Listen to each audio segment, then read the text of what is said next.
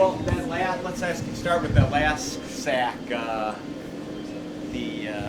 last sack in the Miami game where you did that, like the hand swipe, beat Jackson with the speed move. I mean, when you look at that, do you say, wow, this little, my weight is at the right, I got more speed than I had last year? What do you think? I mean, all that success that I had and the D line had in the game was all about our preparation and how we came together as a D line and our game plan and our rush plan to get after them. And so, I mean, that was a big part of that.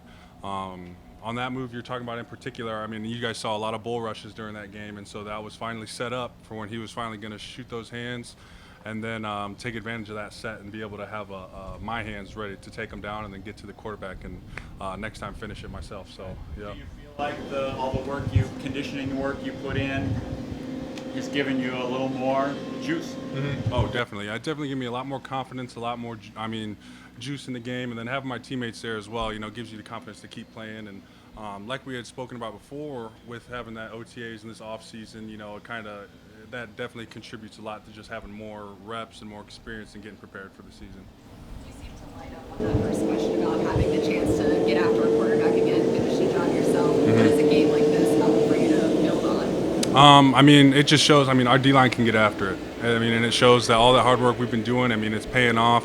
And all those details that we work in practice, they're going to show up in the game. We worked that inside move and then Zim coming around. We worked that, and it came out and it happened to perfection in the game. And so that's something that we we pride ourselves on, is that what we do out here, and it's going to show up on the game field as well. You had about as good of a game as you could have without a sack. Right. What's that like when you don't get one, but the group as a whole? It's exciting because you do so well, and then sacks are distributed to the whole team. But it's also disappointing just because you get there so many times and you don't quite get them down, and you could be one step, or he throws it right before you get there, or you just miss it. Like I had a couple just plain old misses. So those are things I want to cut down on. Keep those pressures coming, but get them down and get that loss of yardage there. You spent so much time talking about Jerry, Mario, and the vets that have really helped you over the last year. Who was the most happy for you after a big breakout game like that? Oh, all of them. They all came over, jumping, hooting, hollering, slapping me on my head. Getting a headache just from that instead of playing the actual game. But those guys are all excited. That's one thing Coach points out, and one thing we all know is that the tightness of our group as a D-line, I think it's unique, and it's something that really holds our group together, and it's kind of that centerpiece for our group, is that how close we are and how tight we are as friends and as brothers. Makes us want to play that much harder for each other on the field. Do you think Greg owes you a lunch or something? Because he was on his own drop on one of those, right? Yeah. Greg's a beast. He doesn't need help from anybody. That guy, just freak athleticism, size, and just ability. He can get after the quarterback all he wants, and he can do it for a long time. When you think back to the Sorry. What makes this group so close? Were there things that have led to that bond or that bonding? I think it's just a lot of the team first mentality. Having vets like Jerry and Mario, that's a blessing in disguise right there. Just because having two veterans on the team that have been in the league for a long time, they could have their own way, do what they want to be doing, but they're here for the team. They're for the other D linemen here as well, and then all the young guys are here to push each other, help each other improve, and just having a well-rounded D line room like that, it helps each and every one of us get better. when you think back to the sprain, Sean touched on it. With all the strength and conditioning work and all that, just what stood out as far as, was there a moment that you were really like, okay, I got this, or what made the biggest difference in your evolution here? Just kind of being able to come into this building every day during the off season, coming in, getting into that routine, kind of, getting in the weight room, getting in the training room, getting my body feeling right. And then just, even after working out and after lifts, Harrison Phillips is up here and F.A. Abada, and we're going through plays. We're going through different footwork things on the turf inside the weight room. And it's nothing crazy, nothing big, but it's just, dialing in on our fundamentals, dialing in our technique, and we're only walking through it. And so, stuff like that just also helps going through it at full speed that much easier because you've done it 1,000 times walking, and then it just makes everything else that much easier when you do it again. How much of Sunday was you being able to not overthink and just react and play? I would just say most of it. That's how I'm trying to eliminate all that thinking, eliminate all that process of trying to see this, see that, and just go and react. See my tackles doing this, and then I have to do this, or rush the quarterback on this play and just get to it right now. And that's kind of my mindset, is just go and react after that. Sean says that he believes that the other defensive linemen know you. He said that he doesn't know who you are. What is there something about being a man of mystery to the head coach? Man of mystery, I don't know what he means by that. I feel like I'm a pretty open book, but I mean, our D-line, I mean, they definitely know me. I mean, with those guys every day, I mean, cracking jokes and doing all that stuff, I mean, it's a lot of fun for sure. Stop by the office. Oh, yeah, I have to go say what's up to Coach McDermott. I haven't seen him.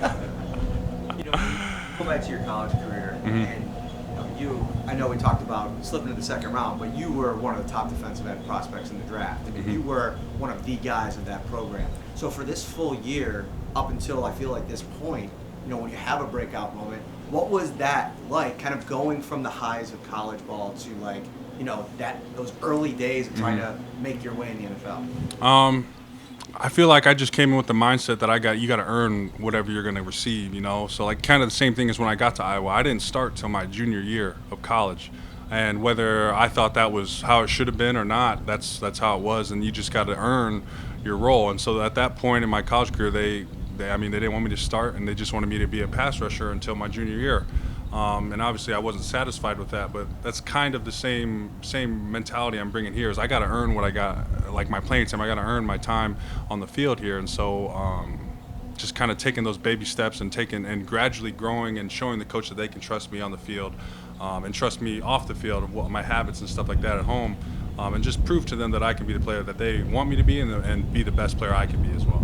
There's a question about Rousseau, not you, but just his arm. He's so long, his long arms. What are some of the ways you think his long arms help him? Like, for instance, it seems like he's set the edge at times better than we expected for a young and experienced guy. What do you think are some of the ways his long arms give him an edge? I mean, for one thing, just like his length doesn't let them grab him. I mean, it's like your little brother. You hold him like this, and they can't reach you, or they try to hit you. It's kind of the same deal. Whenever Greg's arms, I mean, he's 6'8", and his wingspan's probably close to 7 foot. I mean, it's just hard for people to be able to grab and hold on to him whenever he can keep them at bay at a distance and still be running full speed and making moves. And he just makes it very difficult just with his physical stature on offensive linemen. How's your relationship growing with Eric Washington from year 1 to year 2? It's going well. I mean, Coach E, he's he's on his stuff, and having him as a coach, we're very blessed. I mean, to have someone who's so detail oriented and someone who's so willing to get the defensive line going at all times and really be down for us no matter what. I mean, it's a blessing to have a coach like that. Is it kind of refreshing? I mean, you had to do a lot of two-gap stuff in college, different type of It's definitely role a there, change. yeah, Definitely a change. I mean, there's times where I've reverted back to that two-gap. I mean, where I'm looking here, coming out here, and Coach E's always there. We're not two-gapping anymore. We're not doing this. And I mean, especially in the beginning. I mean, I think it's definitely a lot easier to change from a two-gap to a penetration system, from a penetration to a two-gap system. I think it would be a lot easier to do it the way I did it compared to changing that way, just because of coming off the ball and playing blocks compared to just coming off the ball and reacting and relying on your athleticism. In that role, is it just more fun too as a defensive end? It's a lot more fun. I mean, it's not as physical on your body when you gotta take all those double teams in like you did at Iowa or back in the day. Whenever all those heavy guys and all those inside zone run plays. Yeah. That was number 5, right? I love watching those guys play. They got Colorado State this week, I think. So yeah. State's coming up. I'm ready for that one too. I never beat them, but I know that they'll be ready this year.